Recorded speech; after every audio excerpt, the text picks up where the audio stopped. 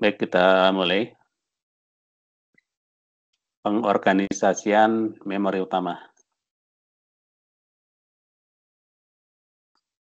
Bagaimana hierarki dan karakteristik memori utama?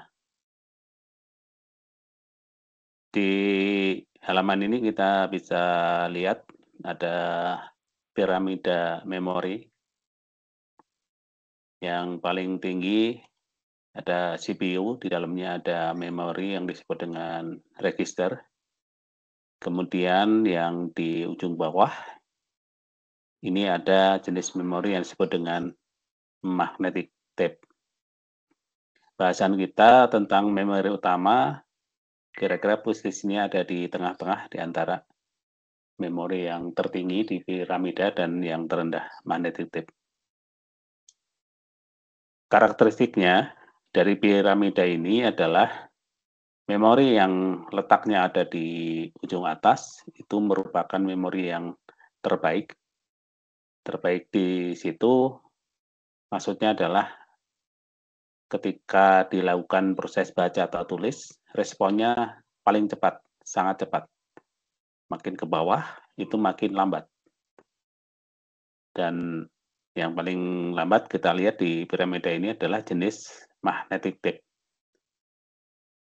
Kemudian di atasnya ada magnetic disk, ini contohnya adalah hard disk. Ya. Kemudian yang akan kita pelajari hari ini, main memory ada di sini. Ada DRAM, SDRAM, DDR, dan seterusnya. Kemudian makin ke atas, ini harga per bitnya juga makin mahal. Karena jenis bahan yang digunakan juga makin bagus. Bahan yang makin bagus itu mempunyai efek diaksesnya lebih cepat. Waktu akses, waktu baca tulisnya lebih cepat. Namun dari sisi kapasitas untuk menyimpan data, makin ke bawah makin besar, makin ke atas makin kecil. Jadi jenis memori yang paling kecil ukurannya adalah register. Ini adanya di CPU. Jadi seperti itu hierarki memori. Yang kita pelajari di pertemuan ini adalah main memory ini. Untuk pertemuan-pertemuan selanjutnya kita akan bahas jenis memori yang lainnya. Karakteristik memori tadi juga digambarkan dari grafik ini, di mana sumbu vertikalnya ini harga per bit, kemudian sumbu horizontalnya ini lama waktu akses time. Jadi kalau makin lambat, itu harganya makin murah. Sebaliknya, kalau memori itu diakses cepat, harganya juga makin mahal. Nah, yang kita pelajari kira-kira dari tengah ini ya, main memory.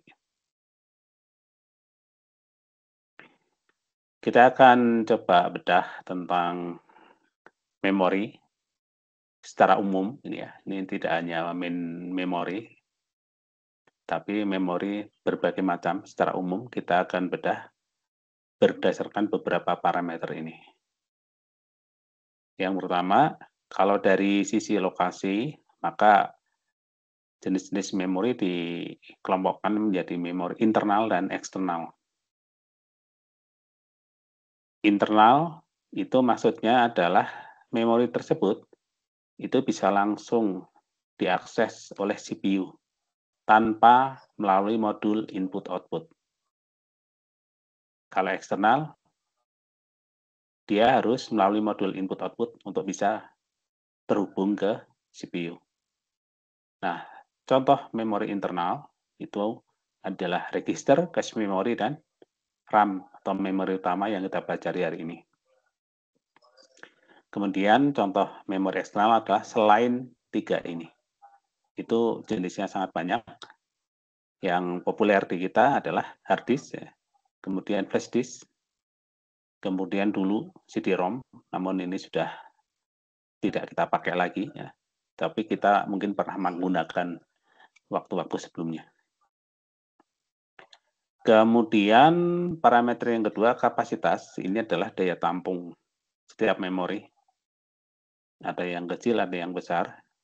Kemudian satuan kapasitas biasanya diwujudkan dalam satuan byte, di mana 1 byte itu terdiri dari 8 bit.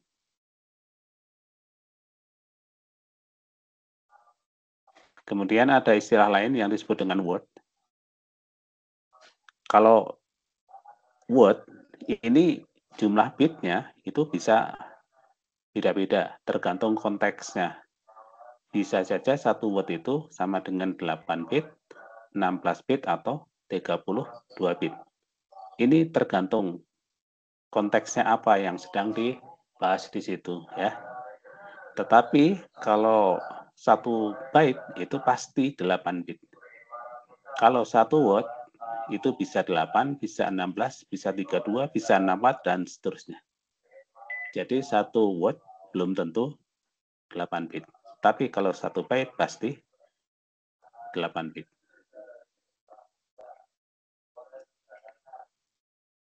Kemudian satuan transfer data. Jenis memori berbeda, satuannya bisa berbeda. Untuk memori internal, tadi ada 3 jenis ya. Itu bisa aja satuannya sebanyak 1 word. Tetapi sekali lagi, 1 word itu bitnya bisa beda-beda disesuaikan dengan konteksnya. Konteks itu adalah yang sedang dibicarakan atau dibahas di situ apa. Ya, biasanya dalam satuan word bisa aja 1 word di situ adalah 1 byte atau 8 bit. Kalau memori eksternal biasanya dalam satuan blok. Blok ini terdiri dari sekian byte. Jadi satu blok ini lebih besar daripada 1 word untuk memori internal. Kemudian untuk memori ada yang disebut dengan addressable unit. Satu tempat penyimpanan yang diberi address atau penomoran. Seperti di pertemuan terakhir kemarin, waktu kita bahas Big Endian dan Little Endian, kita lihat contoh gambaran memori, di mana di situ ada address. Jadi satu tempat yang diberi address itu disebut dengan addressable unit. Ukuran memori terkecil yang dapat diberi alamat tersendiri. Nah, biasanya satu addressable itu setara dengan 1 byte atau 8 bit. Biasanya seperti itu. Kalau untuk hard disk atau memori eksternal itu beda lagi ya. Mungkin di pertemuan selanjutnya kita akan coba lihat secara lebih detail untuk mekanisme yang ada di hard disk ini. Kemudian cara akses itu ada berbagai macam dari keseluruhan jenis-jenis memori. Ada yang disebut dengan sequential access. Ini contohnya adalah pengaksesan data read atau write pada magnetic tape. Magnetic tape itu seperti apa? Ini mirip seperti pita kaset. Nah, barangkali kalian pernah melihat, tapi mungkin belum pernah menggunakannya langsung mungkin ya, karena ini teknologi yang cukup lama. Tetapi bedanya adalah kalau magnetic tape yang pita kaset tadi, biasanya isinya adalah rekaman audio suara, sedangkan magnetic tape yang kita bahas di bidang komputer ini adalah isinya menyimpan tentang data. Biasanya ini digunakan pada perusahaan-perusahaan besar yang mencatat data yang terus-menerus bertambah. Misalnya di Telkom gitu ya. Di PT Telkom dulu penyimpanan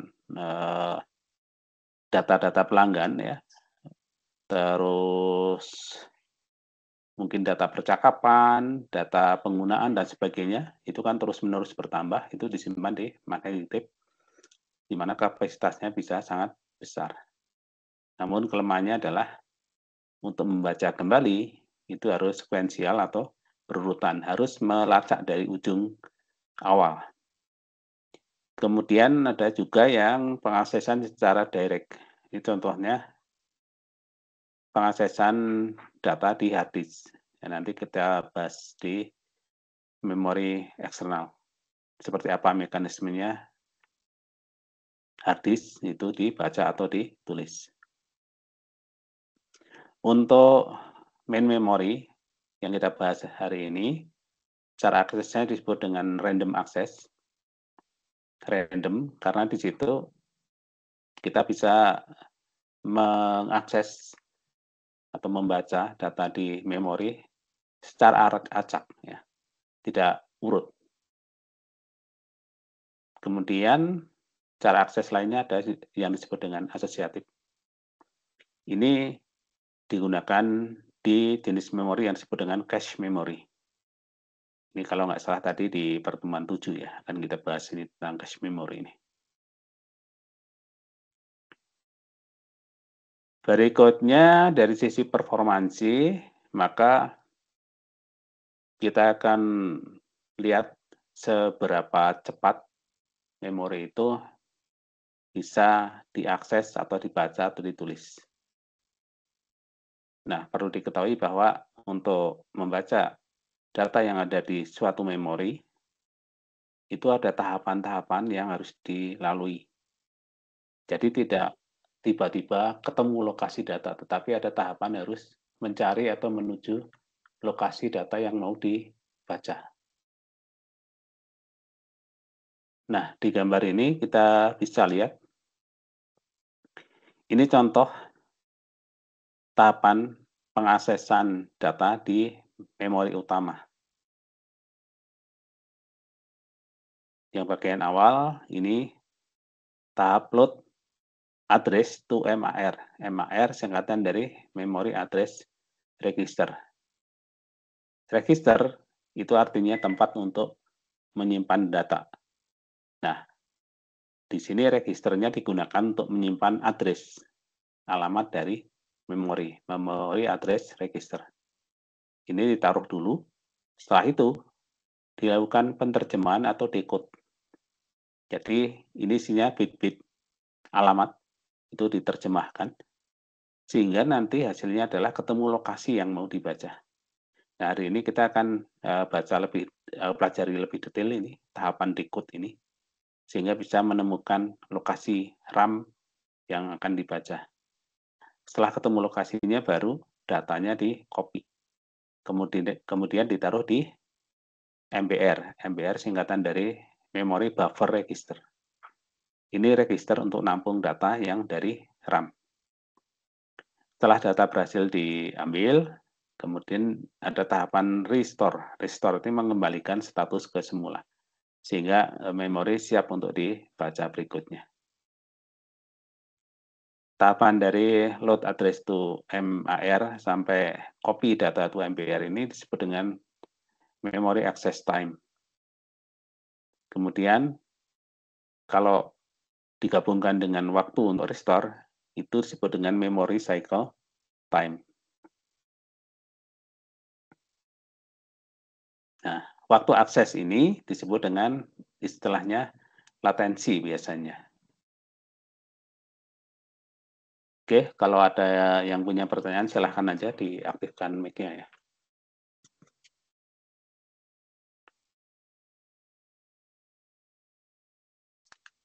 Kemudian untuk waktu transfer, kecepatan transfer, ini beda jenis memori beda-beda.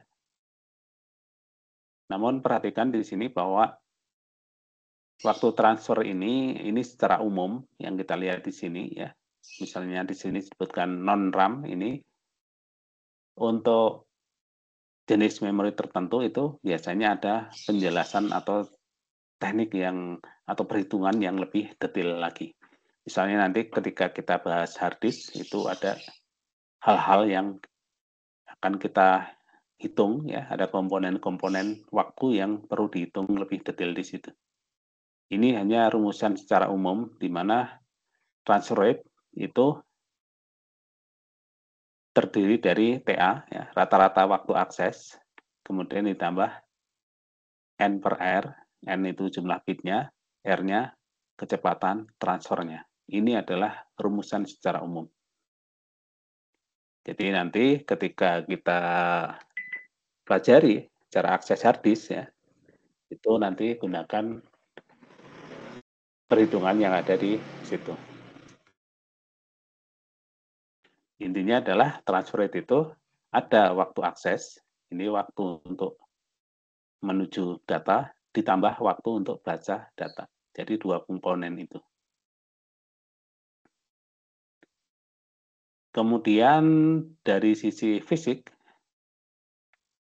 memori itu juga jenisnya macam-macam. Ini memori secara umum ya, bukan hanya memori utama.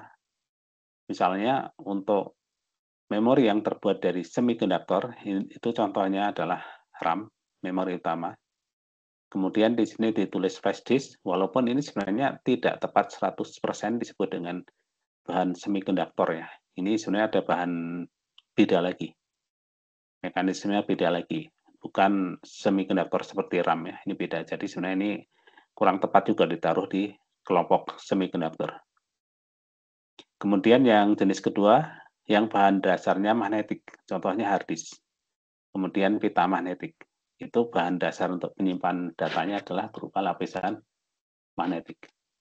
Kemudian yang berdasarkan media optik itu CD, DVD, walaupun ini sudah tidak kita gunakan lagi di sekarang ya. Seiring dengan berkembangnya media penyimpan data yang lain, yang kapasitasnya makin besar dan makin murah, misalnya hard disk, atau flash disk, atau memori yang lainnya ya, SD card misalnya, di mana kapasitasnya udah ordernya dalam satuan giga, sudah jauh lebih besar dibanding dulu. Sehingga CD DVD ini karena punya kelemahan, ini kebanyakan sudah tidak digunakan lagi sekarang. Bagaimana dengan karakteristik fisiknya? Ada istilah volatile dan non-volatile. Ini jangan sampai ketukar-tukar nanti istilah ini. Ya. Jenis memori yang disebut dengan volatile adalah jenis memori yang dia tetap bisa menyimpan data kalau tegangan listriknya masih ada. Begitu listrik dimatikan, data yang ada di dalamnya hilang semua. Contohnya apa? Ya memori internal. Ya. Memori internal. Misalnya RAM. Komputer kita matikan, udah habis isi di memori tersebut. Kebalikannya kalau non-volatile adalah memori eksternal. Misalnya hard disk, flash disk, itu masih bisa menyimpan data walaupun sudah tidak terhubung ke listrik. Kemudian pada umumnya memori itu bisa dihapus atau erasable, namun ada beberapa yang tidak bisa dihapus pada kondisi normal. Misalnya adalah ROM. Nah, di bahasan besok kalau nggak salah kita akan sedikit masuk ke ROM ini ya.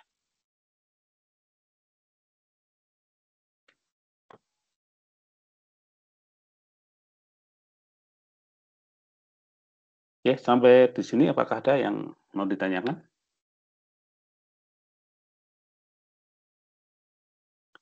Kalau ada kita lanjutkan bagaimana cara kerja sel memori.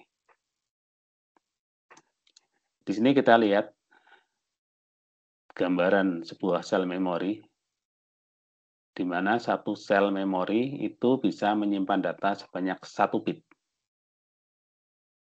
Di setiap sel itu akan ada 3 jenis jalur ya yang digunakan untuk kerja dari sel tersebut. Ada yang disebut dengan jalur select, kontrol, dan data. Yang kiri ini adalah ketika operasi penulisan write, yang kanan ini operasi read atau baca. Yang berbeda adalah arah dari data. Kalau nulis, data masuk ke sel, kalau baca, data keluar dari sel. Kemudian ada select, ini fungsinya untuk memilih sel memori mana yang dipilih, yang mau diaktifkan, sehingga nanti bisa dibaca atau ditulis. Kemudian kontrol ini menentukan operasinya, apakah baca atau tulis. Jadi ada 3 hal di setiap sel memori itu yang berkaitan dengan operasi dari sel tersebut.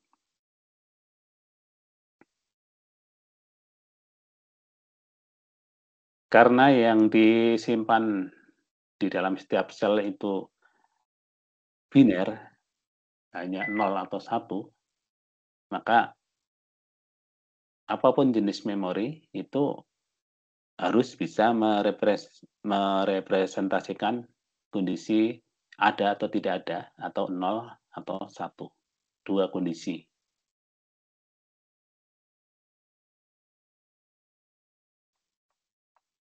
Nah, kita coba lihat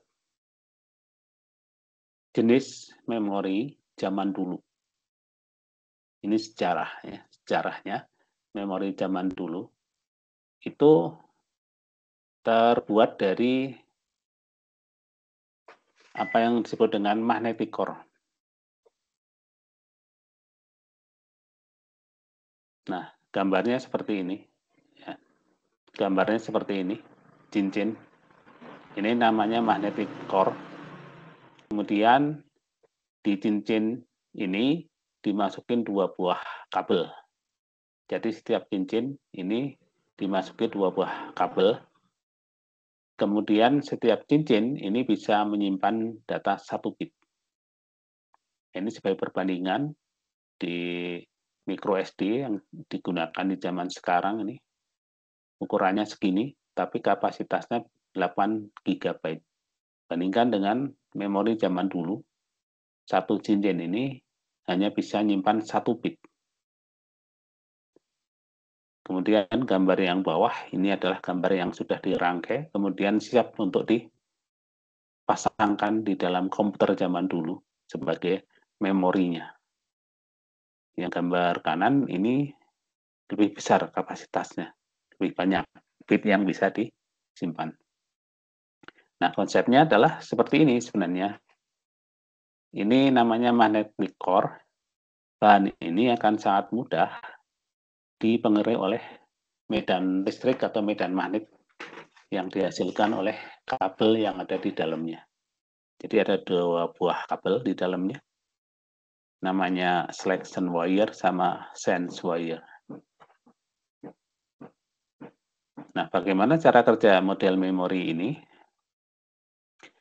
Ketika mau menyimpan data, maka kabel yang disebut dengan slack wire ya, ini dialiri arus listrik sesuai dengan yang sudah ditentukan di situ. Misal, kalau mau menyimpan bit 1, arah arusnya adalah dari kiri ke kanan. Misal ya, seperti itu. Sebaliknya, kalau mau menyimpan 0 berarti arah sebaliknya. Oke.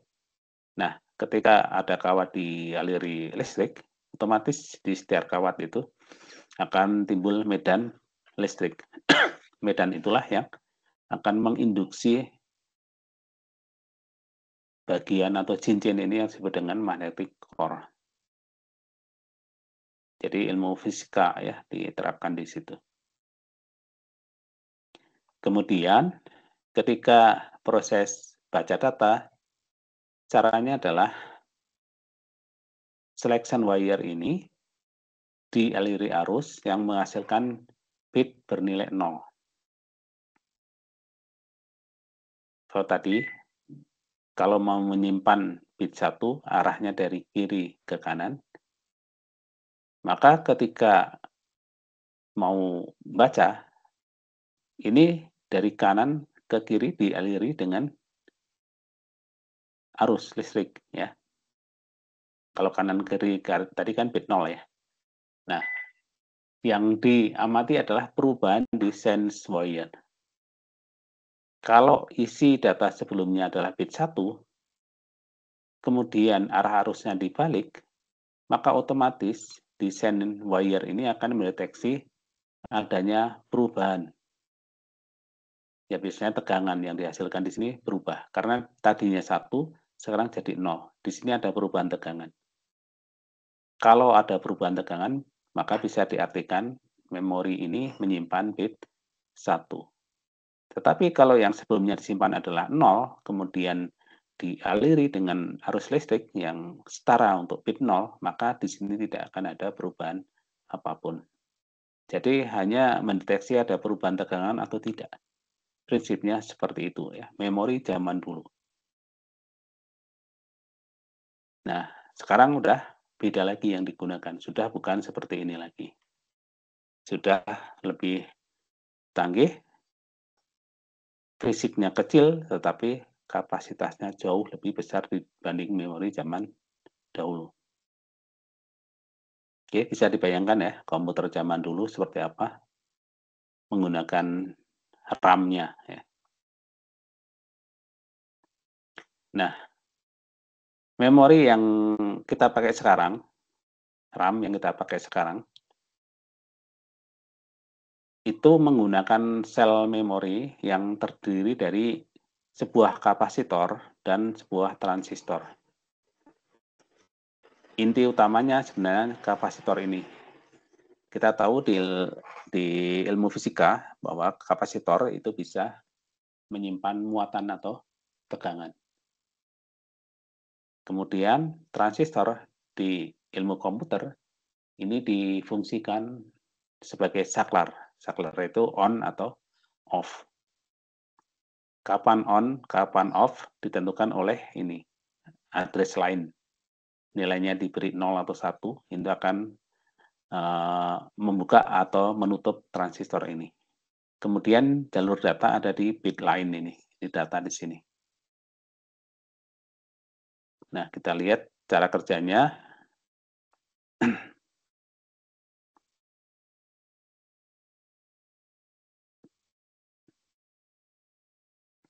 Nah, ini gambar yang terlihat ini adalah proses ketika dilakukan penulisan data ya. Jadi data ditaruh di bit line ini, kemudian saklarnya di-on-kan sehingga ini nyambung, maka kapasitor ini akan terisi muatan. Kalau yang mau disimpan bit 1 berarti bit line ini, katakanlah bit 1 itu setara dengan 5 volt, maka disambungkan 5 volt, kapasitor akan terisi tegangan 5 volt.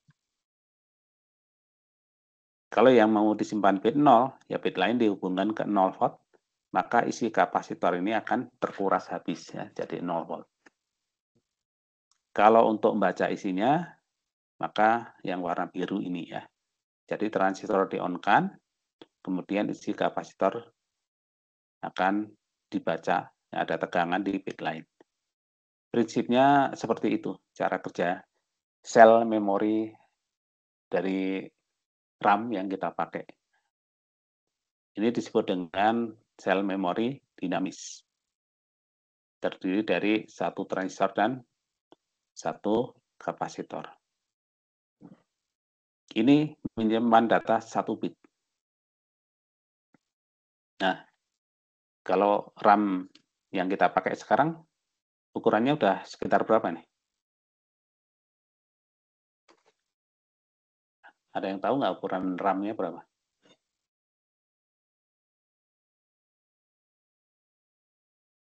Ada yang tahu?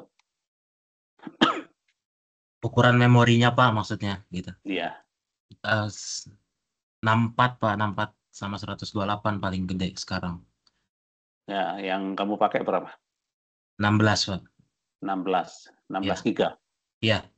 Ya, 16 giga ya. Berarti 2 kali lipat dari laptop yang saya pakai ya. Saya hanya pakai 8 RAM-nya ya.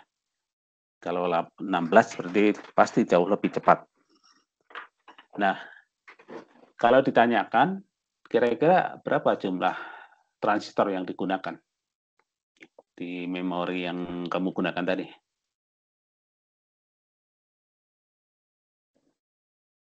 16 giga ya. Ya Pak, 16 GB. Ini 1 bit ini ya. 1 bit 1 transistor. Kalau 16 giga berarti berapa banyak?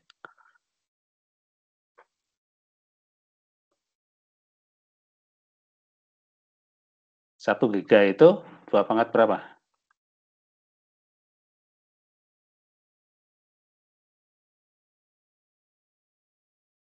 Ada yang tahu? Belum tahu ya? Ya udah dari 1 kilo. 1 kilo byte. 2 pangkat berapa? Ini 1 kilo? Istilah 1 kilo sama dengan 2 pangkat berapa?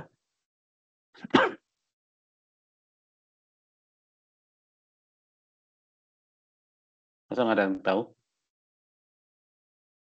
10 nggak, Pak? Ya, 2 pangkat 10 ya. Ya. Kalau 1 giga, 2 pangkat berapa? Terlalu jauh ya lompatnya ya. 1 mega dulu. 1 mega, 2 pangkat berapa?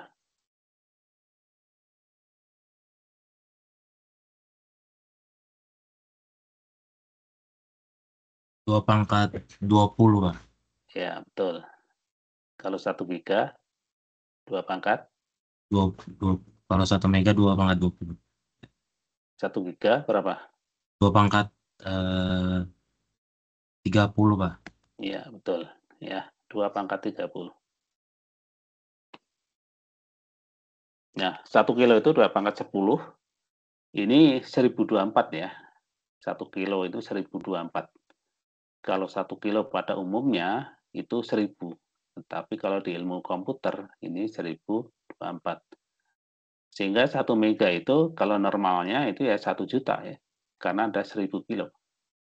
Tapi di ilmu komputer pasti 1 juta lebih ya, 1 juta sekian.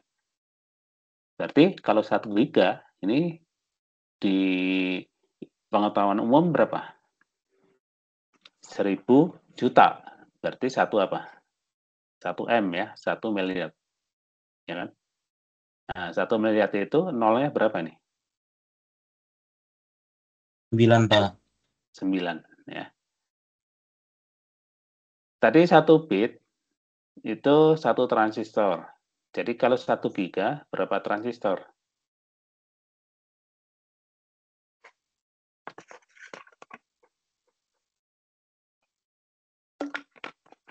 Berapa?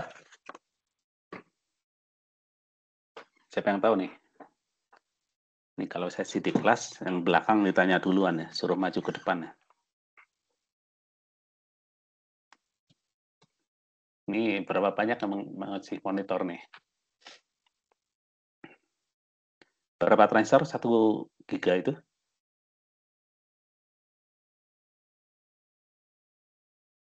Berapa? Ada yang pendapat?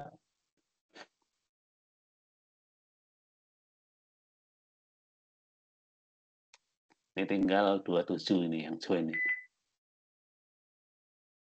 Tinggal 27. Dari 27, berapa banyak nih yang monitor yang ikut? Masih fokus di sini.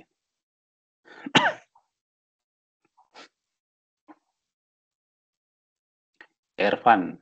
Nah, Ervan, monitornya Ervan. Halo, Ya, Ervan? Pak.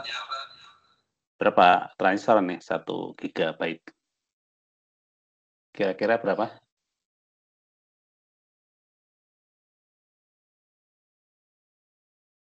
Siapa yang punya pendapat?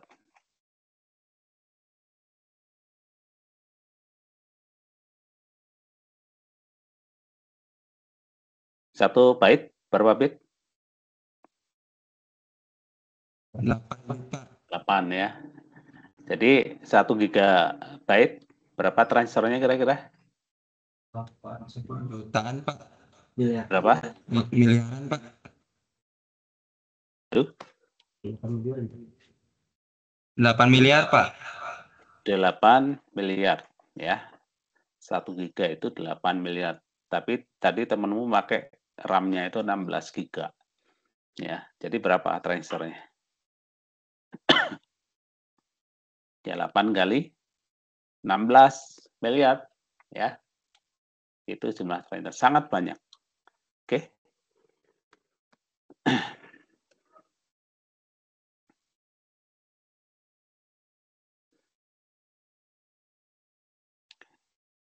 Jenis sel memori yang kedua disebut dengan sel memori statis. Di sini tidak digunakan kapasitor. tapi menggunakan 6 buah transistor. Ini simbolnya seperti ini ya, transistornya. Perhatikan, ini ada yang pakai buletan di sini, ada yang nggak pakai. Ini semacam active low, active high, ya. Masih ingat ya di sistem digital. Jadi kalau yang nggak pakai buletan, kalau di sini diberi tegangan, maka dia aktif transistor ini atau on, nyambung. Kalau yang ada buletannya, kalau diberi tegangan malah dia putus, tidak aktif. Jadi kebalikan. Nah, rangkaian T1, T2, T3, T4 ini disebut dengan rangkaian flip-flop. Ini yang berfungsi untuk menyimpan satu bit data. Ya. Ini disebut dengan model cell memory statis. Jadi, jalur data B, jalur datanya ada 2 juga ya. Ini B dan B aksen. Ini pasti selalu kebalikan nilainya. Kemudian ini ground, ini 0 volt yang ground ini. Ini 0 volt ya. Kemudian yang DC voltage ini anggaplah ini misalnya 5 volt ya. Nah. Kemudian ada address line, ini adalah yang untuk mengaktifkan sel memori ini. Ketika ini diberi tegangan, maka transistor T5 ini akan on, tersambung ini, dan ini juga tersambung. Ya. Nah, jalur data yang B ini akan bernilai 1, high. Ya. Ketika nilai T1 ini adalah off. Ya. Ini off. T3-nya on. Yang ini on, tersambung. Oke. Kemudian T2-nya ini adalah on. T4-nya off. Nah, jadi T3 dan T1 ini selalu kebalikannya. Kalau yang satu on, satunya off. T4 dan T2 ini juga selalu kebalikannya. Jadi kalau posisinya seperti ini, kita lihat di jalur B ini. Ya, jalur data ini dia terhubung ke sini, titik C1 terhubung ke atas ke DC 5 volt atau bit 1 ini ya. Terhubungnya ke sini. Sedangkan yang B aksennya ini terhubungnya ke T6 ini, titik C2 ya, dia terhubung ke bawah, ke 0 volt. Nah, sebaliknya, kalau untuk sinyal low di titik B ini, yang terjadi adalah kebalikannya. Jadi, untuk low, maka T1-nya on, ini on ya, tersambung. T3-nya pasti off. Kemudian T2-nya off, ya, ini off. T4-nya ini on. Nah, sehingga titik C1 ini kan sama dengan yang jalur data ya. Dia terhubungnya ke bawah nih. Nah, ke 0 volt. Sehingga nilai bitnya adalah 0. Sementara bit B aksennya ini tersambungnya adalah ke T4 ini ya, ke 5 volt. Jadi seperti itu cara kerja sel memori statis. Nah, di sini tidak digunakan kapasitor. Kalau sel memori dinamis, penyimpan datanya menggunakan kapasitor. Kalau di sini tidak. Jadi bit 0 atau 1 itu disimpan menggunakan 4 buah transistor yang membentuk rangkaian flip-flop. Oke, apakah sampai di sini ada yang mau ditanyakan?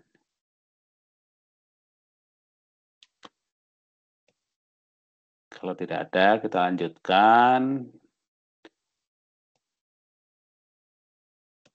Ini tadi sudah ya. Ini juga sudah. Nah, ini perbandingannya antara sel memori dinamis dan statis ya. DRAM dan SRAM. D ini dinamis, S-nya ini statis ya. Tinggal dibaca saja di sini.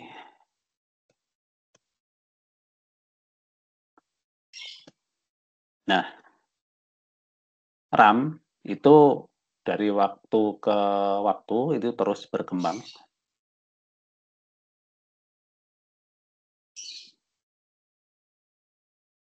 Misalnya dulu ya ada RAM yang menggunakan jenis SDRAM. S-nya itu synchronous DRAM. Ini di zamannya sudah merupakan perkembangan dibanding jenis RAM yang sebelumnya. Jadi ada jenis-jenis yang model lama dibanding sebelum ini ya, sebelum SDRAM itu ada ada FVRAM, ada EDORAM dan seterusnya. Nah, SDRAM ini termasuk mengalami kemajuan karena di teknologi SDRAM ini sudah ada tahapan yang dipangkas, yaitu menghilangkan wait state. Jadi CPU dapat melakukan kerja yang lain tanpa harus menunggu proses di memori selesai. Ini salah satu perkembangan di zaman itu ya. Namun kalau kita lihat di zaman sekarang SDRAM ini sudah ketinggalan ya. Nanti kita lihat di tahap selanjutnya adalah perkembangannya adalah DDR ya, double data rate. Ini perkembangan lebih bagus daripada SDRAM. Nah, sebelum ke situ kita coba lihat contoh timing ya, contoh timing diagram SDRAM. Gambar yang atas ini adalah gambar clock T1, T2, T3 dan seterusnya yang digambar secara ideal. Ini gambar ideal ini clocknya. Ideal itu maksudnya dari low ke high, ya, 0 ke 1 ini tegak lurus. Artinya 0 time. Dalam kenyataannya adalah ini miring, karena ada delay. Dari 0 ke 1 itu butuh waktu. Dari 1 ke 0 juga butuh waktu. Yang sebenarnya adalah gambarnya harusnya miring. Ini gambar ideal kalau tegak kayak ini. Jadi cara kerja memori ini diatur dengan clock. Kemudian di baris kedua ini adalah perintah. Misalnya ada perintah baca. Perintah baca, kemudian yang jalur bawahnya ini adalah jalur datanya. Nah, kita lihat di sini perintah dikeluarkan pada saat T0 ya. Kemudian data baru diperoleh saat T3. Jadi antara perintah dan data itu ada waktu. Nah, kita lihat di sini waktu nunggunya ada T1 sama T2 ya. Nah, waktu nunggu ini disebut dengan latensi. Berarti latensinya ini 2 clock. Latensi sama dengan 2. Kemudian dari T3 sampai T6 ini dikeluarkan 4 buah data ya. Ini yang disebut dengan bus length. Bus length-nya sama dengan 4. Jadi deretan data yang dibaca ini sebanyak 4 buah data. Jadi T3, T4, T5, T6. Ini bus length-nya sama dengan 4. Jadi di sini kita lihat ada istilah bus length sama latensi. Bagi kalian yang punya komputer desktop ya, mungkin bisa dicek di settingan BIOS-nya. Barangkali istilah ini itu masih ada. Ini kalau komputer zaman dulu ini populer. Salah satu bagian yang bisa dilakukan untuk overclock. Overclock itu adalah memaksa komputer bekerja lebih cepat dari kondisi normal. Pada umumnya overclock itu dilakukan pada CPU ya dengan menaikkan clock-nya. Jadi CPU dipaksa lari lebih cepat. Namun selain CPU bisa juga di memorinya yang dipaksa suruh lebih cepat. Jadi misalnya kalau di gambar ini perintah baca di T0 ini data baru ada di T3. Nah, bisa nggak ini dipaksa supaya nunggunya lebih cepat? Misalnya 1 clock saja. Jadi latensinya ini diubah tadinya 2 jadi 1. Otomatis kerja memori harusnya bisa lebih cepat. Nah, ini kalau dicoba efeknya apa? Ya biasanya tidak langsung rusak komputernya, enggak ya. Kalau hardware-nya support, mampu, ya akan berhasil, dan komputer akan sedikit lebih cepat ya. Tapi kalau nggak support hardware-nya, nggak mampu, ya efeknya apa? Terjadi blue screen ya. Setelah BIOS-nya disetting, komputer nyalakan akan terjadi blue screen. Nah, terus gimana? Ya dikembalikan aja di BIOS-nya ya. Biasanya bisa dicoba seperti itu kalau orang yang suka melakukan overclock. Tujuannya untuk memaksa komputer kerja lebih cepat. Efeknya apa? Ya pasti lebih panas ya. Kalau pendinginannya nggak bagus, ya tentu akan lebih cepat rusak. Ini komputer zaman dulu itu ini populer ya, overclocking. Kalau sekarang sudah cepat-cepat ya komputer dan core-nya lebih sudah banyak. Kalau zaman dulu masih single core itu ya salah satu cara mempercepat ya dengan overclocking.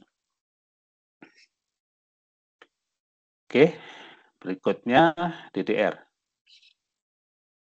Ini jenis memori yang sampai sekarang masih dipakai dan terus berkembang. Ada yang tahu nih di memori yang sekarang itu DDR berapa nih?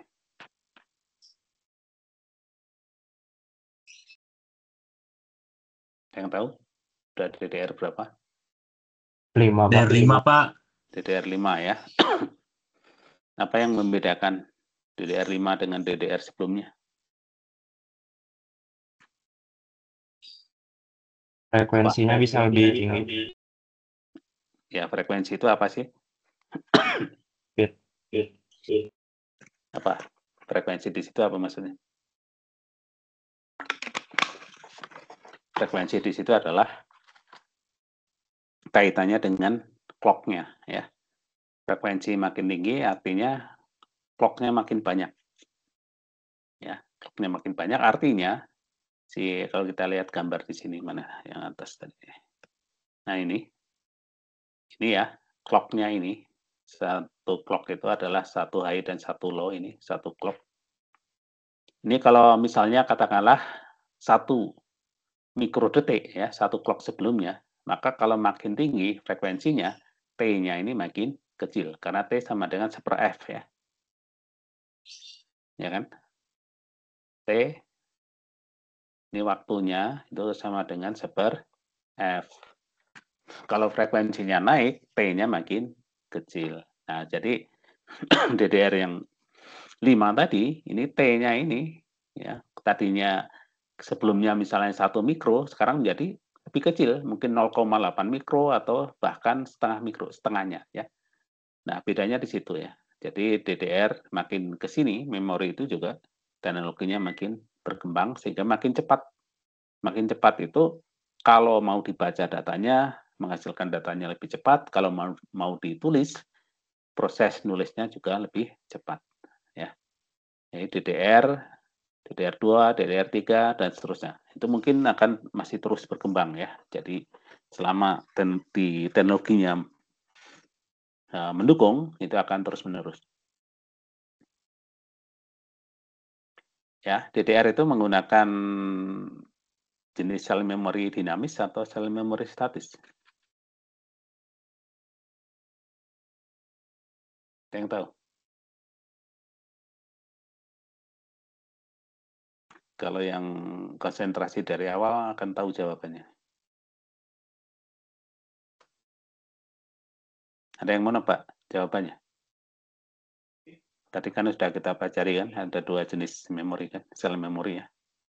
Sel memori dinamis dan sel memori statis. Ini adalah yang statis ya. Ini adalah yang dinamis. Nah, DDR menggunakan yang mana nih? Ada yang mau nebak? Kalau nggak ada, ya bisa mungkin jadi pertanyaan di kuis barangkali ya.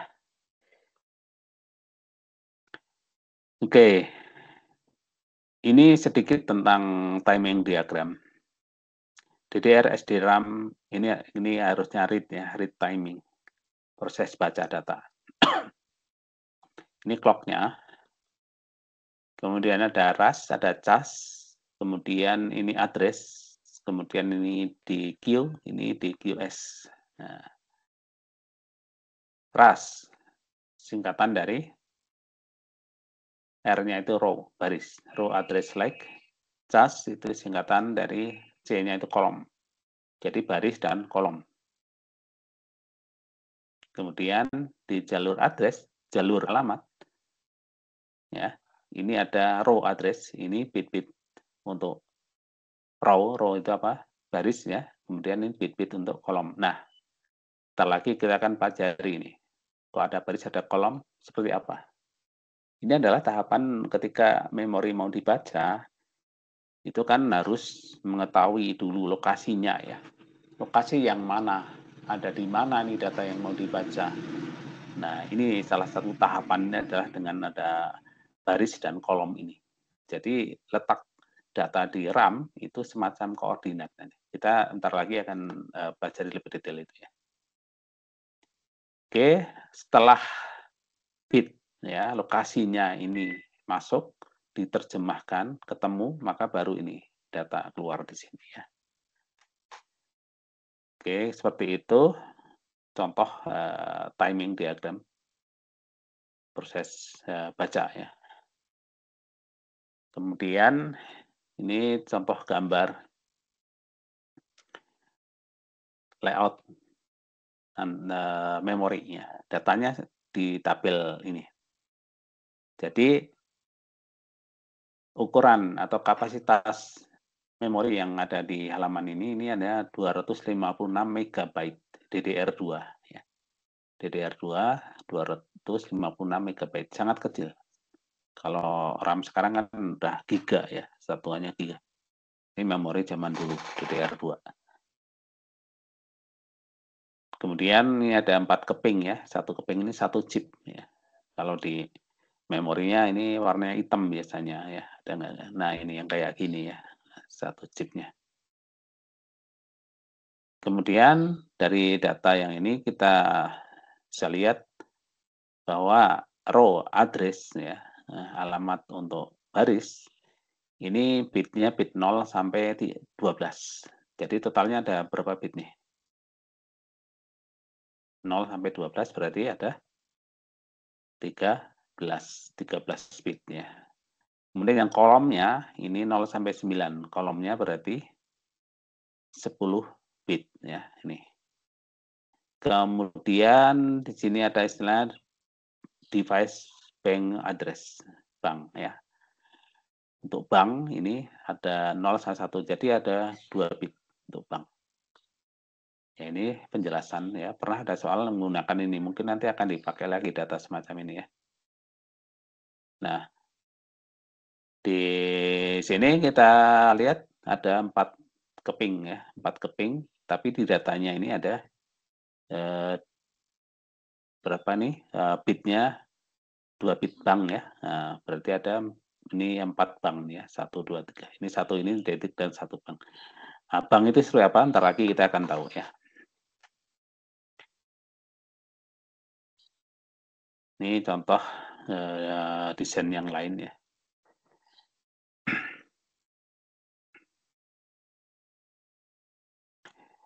Pernah ada jenis memori yang disebut rambus DRAM ya.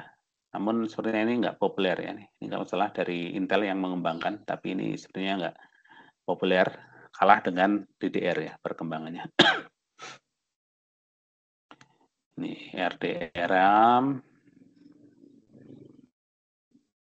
Oke, sebelum kita masuk ke bahasan tentang sel memori lebih detail lagi, termasuk tadi bagaimana cara menemukan lokasi memori, bagaimana sel memori dirangkai, apakah ada yang mau ditanyakan?